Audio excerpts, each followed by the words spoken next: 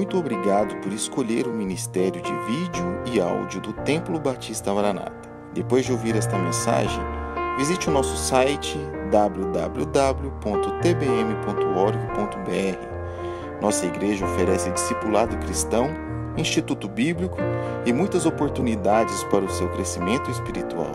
Que Deus o abençoe. Maranata, ora vem, Senhor Jesus.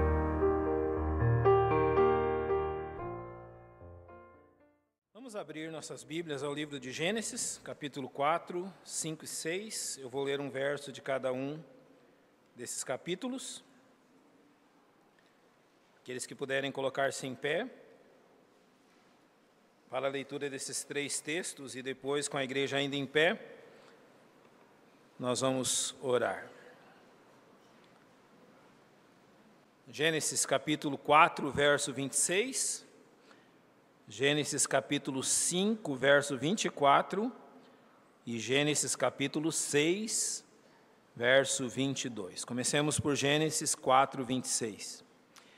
E a Sete também nasceu um filho e chamou seu nome Enos. Então se começou a invocar o nome do Senhor. Agora, mesmo livro, capítulo 5, verso 24. E andou Enoque com Deus, e não apareceu mais, porque Deus para si o tomou. E ainda no mesmo livro, capítulo 6, verso 22. Assim fez Noé, conforme tudo o que Deus lhe mandou, assim o fez. Nosso Deus, nós temos o privilégio de ter a Tua santa palavra aberta diante dos nossos olhos e termos a presença do Teu Espírito Santo em nós, nos conduzindo à verdade.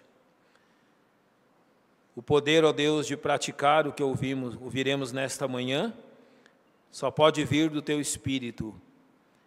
Então nós confiamos que Ele não somente nos ensinará, mas também nos convencerá e nos dará o poder de praticarmos em nosso lar aquilo que vamos aprender da Tua palavra nesta manhã.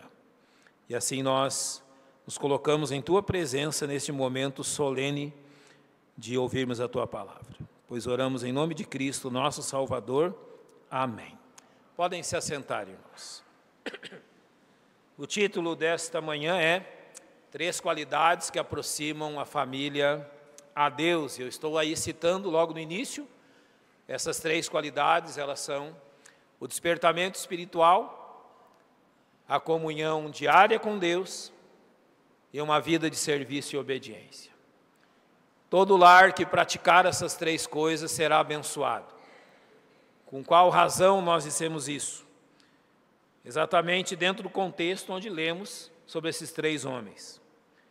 Esses textos de capítulos 4, 5 e 6 de Gênesis, eles traçam a genealogia de Adão até Noé. Eles ali nos trazem o nome, a idade, os filhos gerados, o total de anos vividos por esses homens e, no caso de dois deles, a sua morte. É interessante observar que esses três homens sobre os quais lemos na leitura, eles viveram num tempo de grande decadência na humanidade.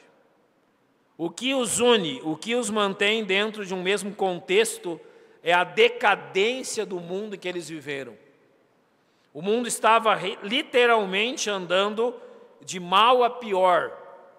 E o pior veio algum tempo depois com o dilúvio, o julgamento de Deus. Nesse mundo decadente, moral e espiritualmente, o que esses três textos nos trazem são três exceções.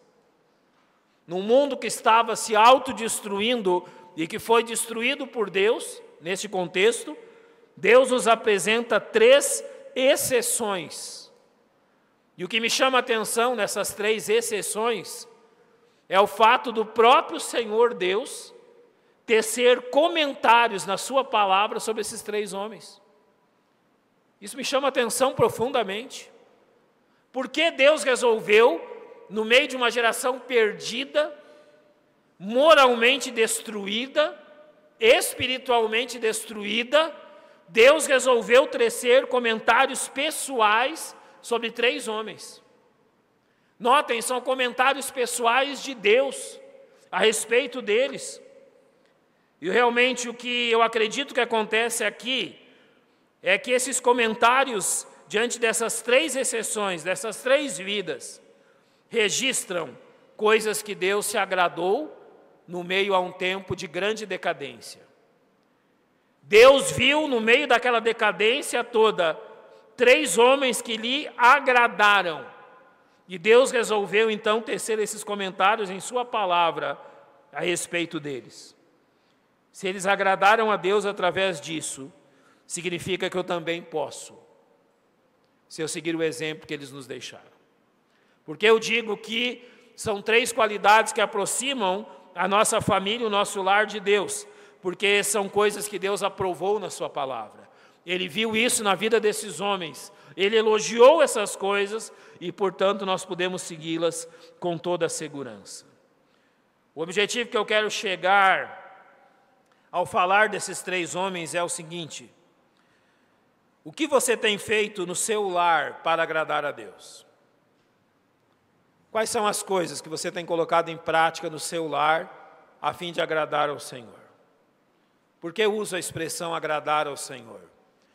Todos nós queremos um lar feliz e realizado, mas entenda isso, um lar feliz e realizado é consequência de agradar ao Senhor. Essas coisas são consequência de estarmos fazendo aquilo que agrada ao Senhor. Então a pergunta que eu faço é: você compreende que Deus quer ver essas coisas no nosso lar e que essas 3 coisas serão realmente um diferencial de Deus no nosso lar?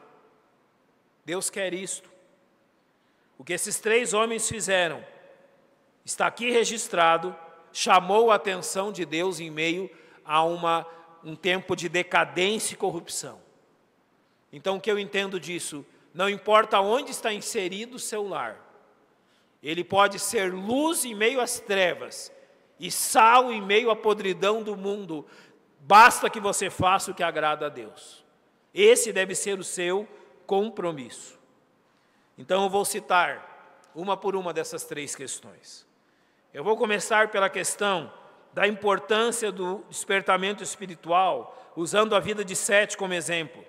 Notem o texto que lemos em Gênesis 4:26, e a Sete também nasceu um filho, e chamou seu nome Enos. Então se começou a invocar o nome do Senhor. Este Enos, ele é neto de Adão, ou seja, ele está dentro da família imediata de Adão. E o registro, o comentário que Deus faz sobre esses homens é: então se começou a invocar o nome do Senhor. Eu não creio que ninguém naquela época invocava o nome do Senhor. Eu entendo que Deus sempre reservou para ele pessoas que não dobraram seus joelhos diante da corrupção e do pecado desse mundo. Então haviam pessoas que realmente dentro desta linhagem de Adão, Sete e Enos, que não realmente dobraram seus joelhos à forma de vida daquele mundo. Mas Deus resolveu registrar isso. Um homem lhe agradou. Por quê? Porque no seu lar começou a se invocar o nome do Senhor. Não ouvide disto. Não despreze o culto no seu lar. Isso agrada a Deus. Um homem fez isso. E Deus na sua palavra registrou. Mais de 5.000 anos depois nós estamos lendo sobre ele. Ele fez algo simples, algo alcançável, algo praticável. Ele começou na sua casa a invocar o nome de Deus. Há simplicidade nisso, há prática nisso. E nós devemos entender por que isso foi tão importante. Em primeiro lugar, foi importante porque foi um despertamento espiritual em meio à corrupção e decadência. Quer alguns exemplos disso? Vamos usar aqui, nós temos a descendência de Sete, mas eu posso usar o exemplo da descendência contrária, a descendência de Caim. Olha algumas coisas sobre ele, sobre a descendência de Caim, aquilo que seus descendentes praticaram. Em Gênesis 4:19 diz sobre um descendente dele: Lameque tinha para si 2 mulheres. Sabe o que eles começaram a praticar? Eles quebraram o preceito da monogamia estabelecido por Deus no Éden. Deus criou apenas uma esposa para Adão, e eles deviam seguir esse padrão, mas aqueles homens ímpios quebraram esse princípio, e Lameque se orgulha de dizer que ele possuía 2 esposas. E assim foi quebrado um princípio estabelecido por Deus. Notem sobre esse homem em Gênesis 4, 23, porque eu matei um homem por me ferir e um jovem por me pisar. Além da imoralidade no lar, eles acrescentaram a violência. As pessoas que rodeavam Sete e Enos eram pessoas não somente imorais, mas pessoas violentas, e eles usaram a violência por motivo fútil. Um homem me feriu, eu matei ele. Um rapaz me pisou, eu matei ele também. E não somente isso, mas acompanhe no verso 24. 7 vezes Caim será castigado, mas Lameque 70 vezes 7. Esses homens, além de não terem arrependimento, de não desejarem perdão, eles se orgulhavam do pecado deles. Sabe aonde Deus chamou uma família para cultuá-lo? No meio desse tipo de gente. Eles não estavam lá num lugar separado, num lugar protegido, dentro de uma bolha, não. Eles estavam vivendo em meio a pessoas como essas. E o que foi que eles fizeram? Nos seus dias, começaram a clamar pelo nome de Deus. Sabe o que a descendência de Caim fez? Ele estabeleceu aquilo que chamamos de modo de vida mundano. A família de Enos vivia em meio ao pecado desse mundo. E em meio a uma sociedade corrupta, Deus levantou um homem que despertou sua descendência para invocar o nome de Deus. Ele começou a usar o seu lar como um altar ao Senhor. O que isso nos ensina? Meus amados, não importa onde está a sua casa, não importa as pessoas que te rodeiam, você agradará a Deus se em meio a toda a corrupção que te rodeia, o seu lar for um lar despertado para invocar o nome de Deus. Nunca se ouvide disso. Jamais ouvide da adoração do lar. Um pastor, amigo meu, contou-me alguns dias que ele foi ter um período de férias na praia. Então ele alugou uma casa na praia para que os seus filhos e netos também pudessem ir lá. Uma casa bem grande, para que naqueles dias os filhos e os netos também podiam estar ali. O homem que alugou a casa o viu entrando com um violão na casa. Além dos seus pertences, ele levou um violão. E no olhar de surpresa daquele homem, ele logo notou, não é uma certa insatisfação, ele voltou-se para o homem e disse: olha, não se preocupe, nós não vamos lhe causar problemas. O violão era para o culto doméstico, entre os avós, os filhos e os netos. Então ali eles tinham um culto, ele tocava o violão enquanto seus filhos e netos louvavam a Deus. No dia de ir embora, de entregar as chaves, o homem veio até ele e ele fez a pergunta: olha, espero que nós não tenhamos incomodado a vocês em nada. E o homem respondeu: você nem imagina como você abençoou a minha vida. Eles não foram ali para bagunça, para beberem ou se alegrarem mundanamente. Eles foram ali para ter um tempo de família, familiar, e para cultuar o nome de Deus. E assim eles marcaram aquelas pessoas ao redor.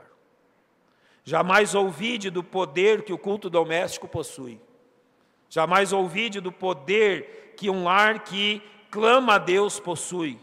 Então nós temos que dizer, por que esse despertamento espiritual no lar agrada a Deus? Há 3 coisas que eu quero usar do Velho Testamento. Em primeiro lugar, porque buscar a Deus e invocar o nome de Deus sempre envolve arrependimento e abandono do pecado. Sempre. Aonde o nome de Deus é invocado, haverá arrependimento e abandono do pecado. Eu quero usar o exemplo de Samuel, no seu primeiro livro, no capítulo 7.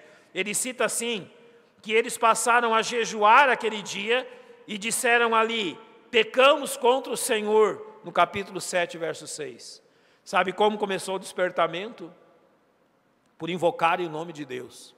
E a partir do momento que eles invocaram o nome de Deus, pecados foram confessados e abandonados. E notem, todo despertamento espiritual começa por confissão e abandono de pecados. A história de Elias também me chama a atenção, porque em todas as suas vitórias, e principalmente na sua vitória sobre os sacerdotes de Baal, a conclusão que ele chega é a seguinte: em 1 Reis 18, 39, ele clama 2 vezes: só o Senhor é Deus, só o Senhor é Deus. Invocar o nome do Senhor conduz à fidelidade. Quando nós estamos invocando o nome de Deus no nosso lar, nós estamos dizendo quem é o Deus do nosso lar. Você já observou o que acontece já desde sempre no nosso país? Na década de 80, não era incomum crianças e adolescentes terem fotos, pôsteres de uma apresentadora de um programa infantil que se vestia de forma extremamente imoral. Estava lá, conquistou o coração das crianças. Era não só a rainha dos baixinhos, mas era a deusa de muitos lares. Alguns tempos depois, jogadores de futebol começaram a ocupar esse espaço. Cantores mundanos, atores e atrizes de filmes que não glorificam a Deus de todas essas formas. Irmãos, nós devemos ser diferentes dessas pessoas. As pessoas têm que entrar no nosso lar sabendo que Deus nós adoramos ali. Completamente diferentes. Não é pôsteres de pessoas famosas, mas sim a palavra de Deus lida e obedecida no lar.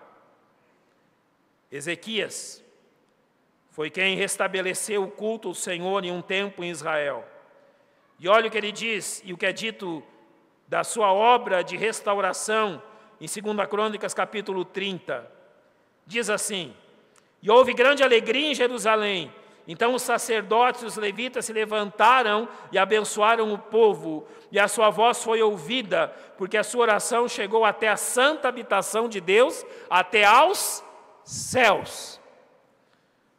Não é só a adoração aqui na igreja que chega diante de Deus. É a adoração no nosso lar também. Eu dou graças a Deus por aquilo que aconteceu no meu lar, com a vida dos meus familiares, quando nós somos impedidos de continuar na pequena igreja onde cultuávamos a Deus. Os ímpios que moravam ao redor estavam apedrejando a igreja durante os cultos. Nossa igreja era tão pequena que tinha janela só de um lado e os bancos não tinham encosto.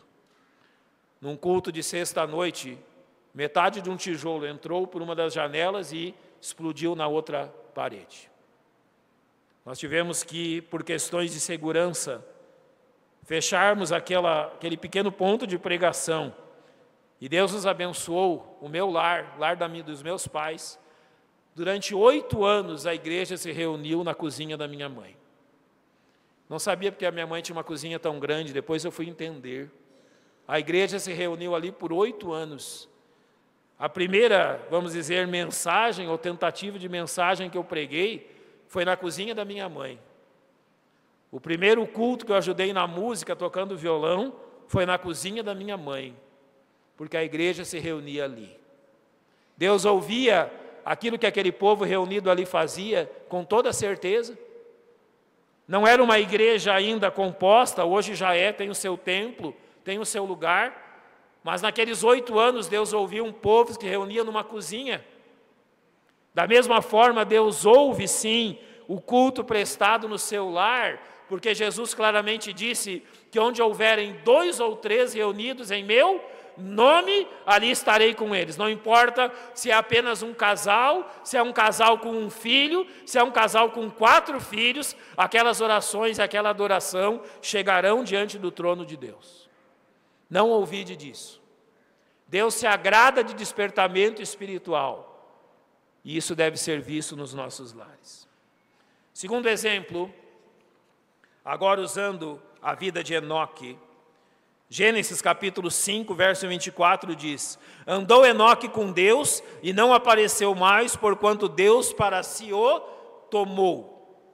Aqui nós temos a história de um homem que também é registrado em Hebreus capítulo 11, versículo 5, quando diz: pela fé Enoque foi trasladado para não ver a morte, não foi achado, porque Deus o trasladara, visto como antes da sua transladação alcançou o testemunho de que agradara a Deus.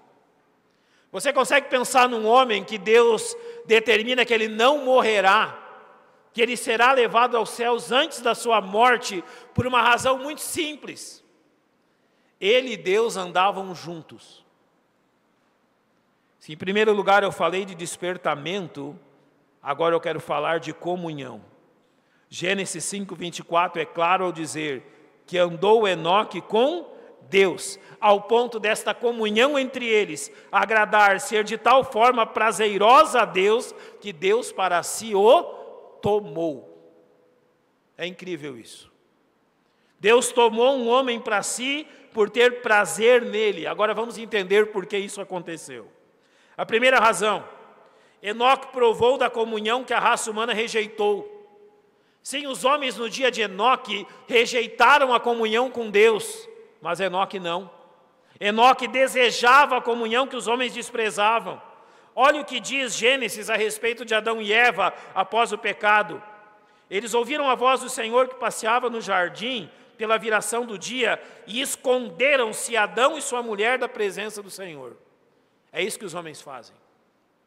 Por causa do seu pecado, se escondem de Deus. Olha o que Romanos 3,11 diz: não há ninguém que entenda, não há ninguém que busque a Deus. Note uma coisa: as pessoas ao seu redor que não conhecem Cristo, não buscam ao Senhor e não têm prazer em buscar o Senhor. Você já convidou alguém para um culto no seu lar? Viu qual foi o resultado? Convide para uma festa com música e bebida alcoólica. Não vai caber na sua casa. Agora convide para ler a Bíblia e cultuar a Deus, para ter comunhão com Deus. Os homens não querem isso. Então Enoque agradou a Deus porque ele buscou aquilo que a humanidade rejeitou. Agora notem o perfil deste homem. Há um perfil do homem que mantém comunhão com Deus. Então, homens, pais, aqui há algo que nós devemos prestar muita atenção. Qual é este perfil? Primeiro, um homem de coração quebrantado. Com certeza Enoque era assim. Notem o que diz o salmista: perto está o Senhor dos que têm o coração quebrantado e salvos contritos de espírito. Ter o coração quebrantado é uma qualidade. Ter o coração quebrantado é algo desejoso.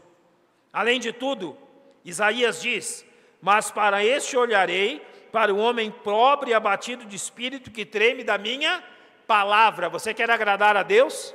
Está aí a receita para agradar a Deus. O homem pobre e abatido de espírito e que treme da minha palavra. Em segundo lugar, sobre Enoque, um homem que anseia pela presença de Deus. Mais uma vez lançamos mão dos salmos ao dizer, no Salmo 145, perto está o Senhor de todos os que invocam em verdade. Irmãos, o nosso lar tem que ser um lar de invocação ao Senhor. O nosso lar precisa ser um lar de lembrança ao nome do Senhor. Isso deve ser visto em nós. Isso deve ser um testemunho nosso. Notem o que diz o salmista: perto está o Senhor de todos os que o invocam. Há uma condição aqui. O Senhor não vai adentrar nos nossos lares arrombando a porta, nem invadindo o nosso lar. Ele vai entrar sobre o nosso convite. A invocação ao nome dEle. Lembra que Jesus falou em Apocalipse 3:20? Eis que estou à porta e bato. Se alguém o quê? Ouvir a minha voz e abrir. É isso que precisamos fazer. Salmo 42 diz: assim como o servo brama pelas correntes das águas, assim suspira a minha alma por ti, ó Deus. Deve ser o espírito do nosso lar. Em terceiro lugar, um homem sincero. Olha o que Provérbios diz: porque o perverso é abominável ao Senhor, mas com os sinceros ele tem o quê? Intimidade.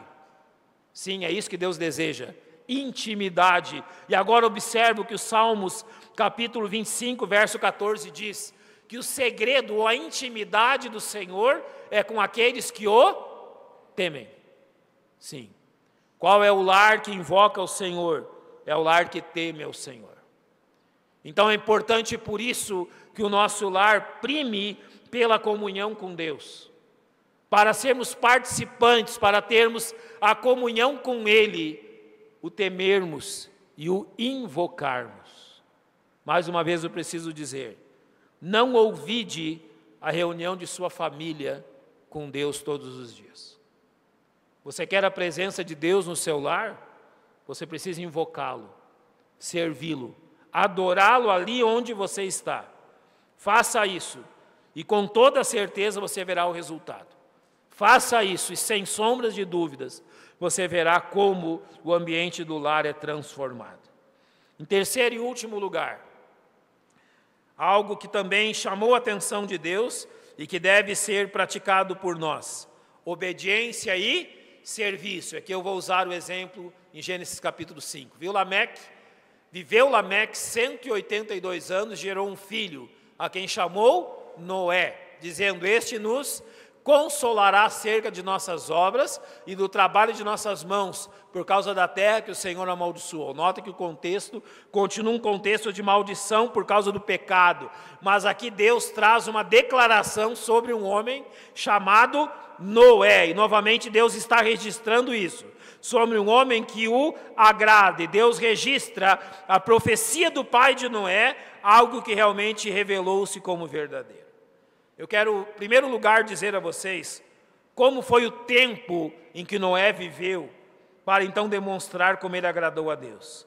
Notem em Gênesis capítulo 6, verso 5, que diz assim: viu o Senhor que a maldade do homem se multiplicara sobre a terra, e que toda a imaginação dos pensamentos de seu coração era só má continuamente, ou seja, o pecado havia chegado ao seu extremo nos tempos de Noé.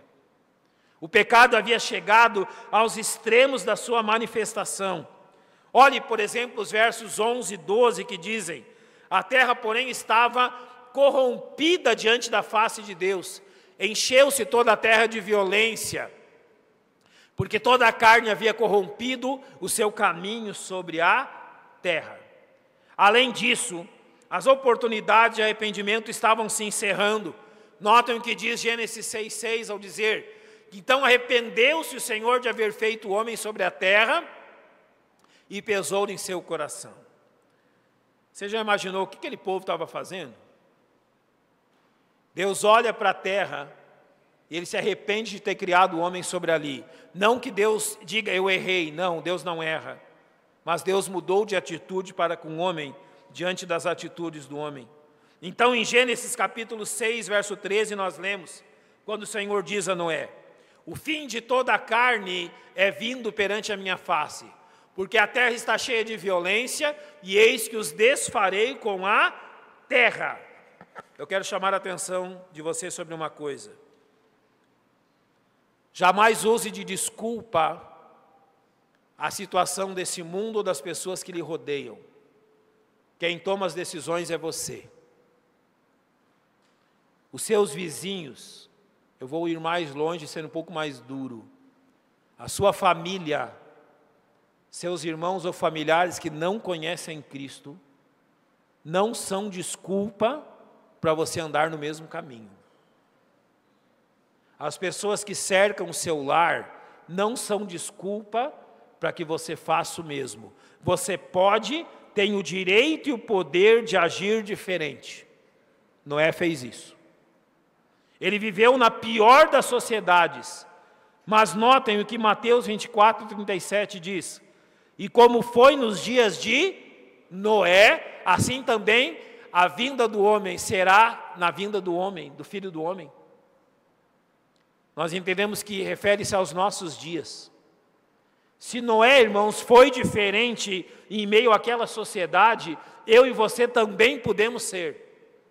Se a família de Noé foi diferente em meio àquela podridão, a nossa família também pode ser. Notem o que diz Gênesis 6:8. Noé, porém, achou graça aos olhos de quem? Do Senhor, assim como a nossa família também pode achar. A corrupção que nos cerca não é desculpa. Jamais diga, todas as famílias fazem assim, todas as pessoas fazem assim, todo mundo age assim. Sim, todo mundo, menos os filhos de Deus. Por isso que fala todo o mundo, não os filhos de Deus.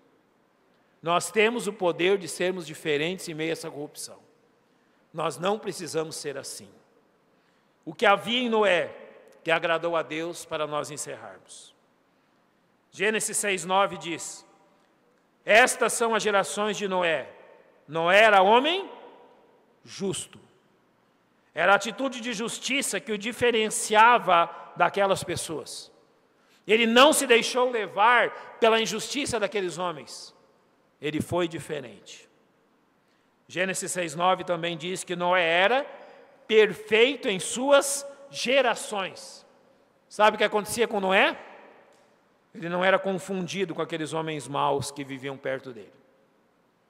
As pessoas olhavam para Noé e sabiam que ali havia alguém diferente.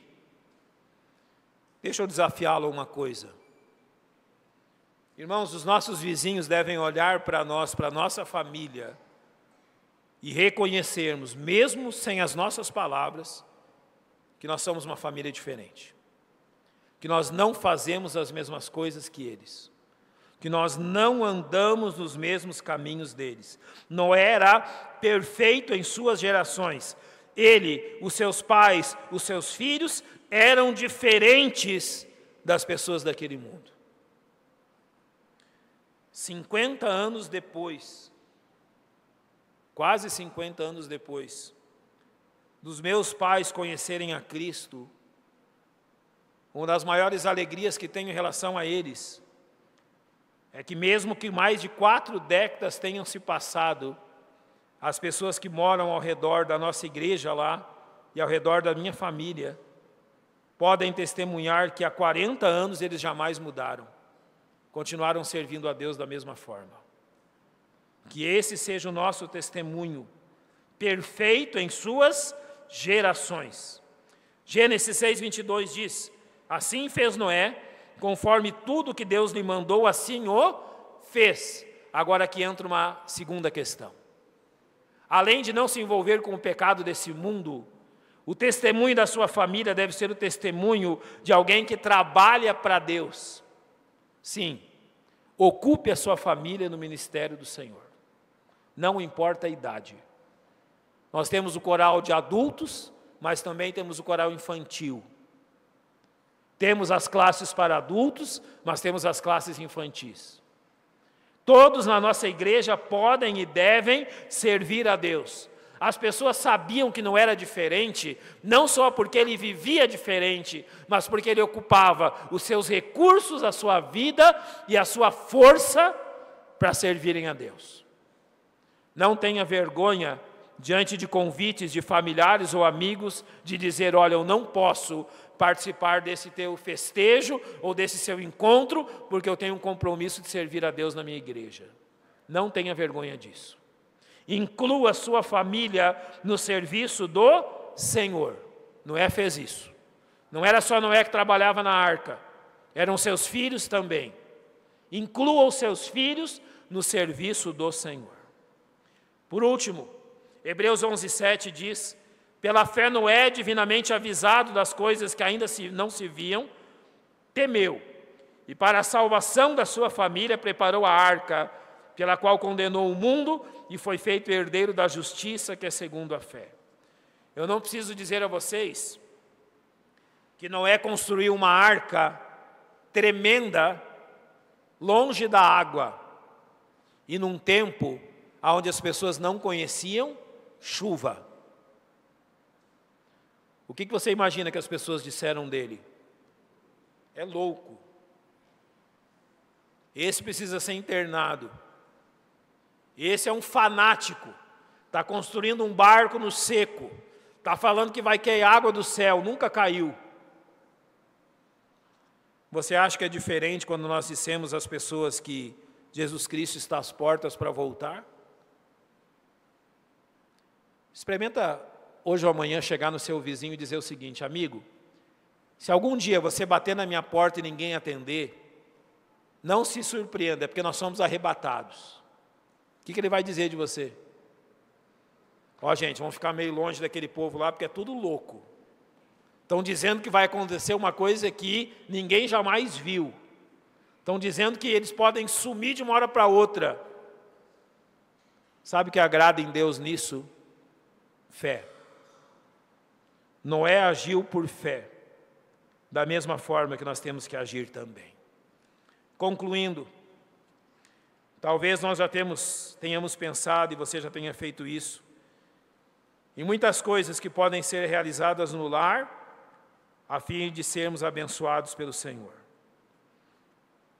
Nesta mensagem nós ouvimos 3 coisas que Deus se agrada e que pode ser praticado no lar.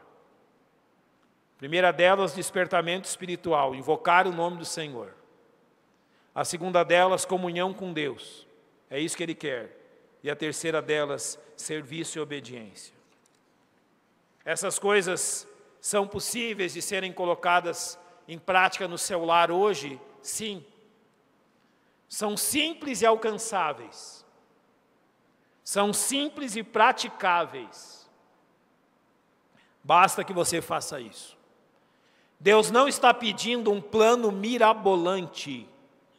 Deus não está pedindo algo sobrenatural. Ele apenas está dizendo que o nosso lar sofrerá os efeitos de um despertamento espiritual da comunhão e serviço com Ele, se nós fizermos isso. Invocarmos o nome dEle. Atos capítulo 17, quando Paulo pregou em Atenas, nos versos 26 e 27, uma parte do que ele disse foi o seguinte: de um só sangue, Deus fez toda a geração dos homens, para habitar sobre toda a face da terra, determinando os tempos já dantes ordenados e os limites da sua habitação. Sabe o que ele está dizendo aqui? Noé, Enoque, Enos, são iguais a nós. Tudo igual, nada muda. Eles não andaram de avião, não conheceram um celular, não importa, é tudo igual. Deus fez toda a geração dos homens, Ele fez nós e eles. Habitamos sobre a mesma terra, dentro de um mesmo tempo, dentro dos mesmos limites. Nada muda.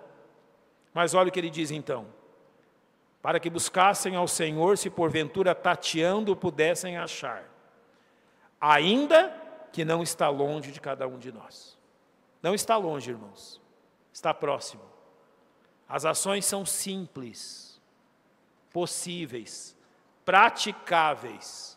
Então a única coisa que posso exortá-los nessa manhã, então saiam daqui e façam. É a única coisa que eu posso lhes dizer. Saiam daqui e pratiquem. Saiam daqui e copiem esses homens. É simples, prático e provado que dá certo. Então faça.